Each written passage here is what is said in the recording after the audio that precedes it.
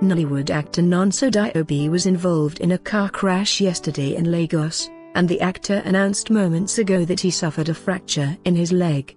"I had an accident yesterday evening, my leg all plastered up," he wrote, and then made a cryptic rant about true friends and how one goes through certain experiences before they can find them. Diobi also made a call for help, asking fans to come to his aid, pleading for them to help him in healing faster. But the actor has since deleted the post not long after he put it up and drew massive reactions from fans who showed concern.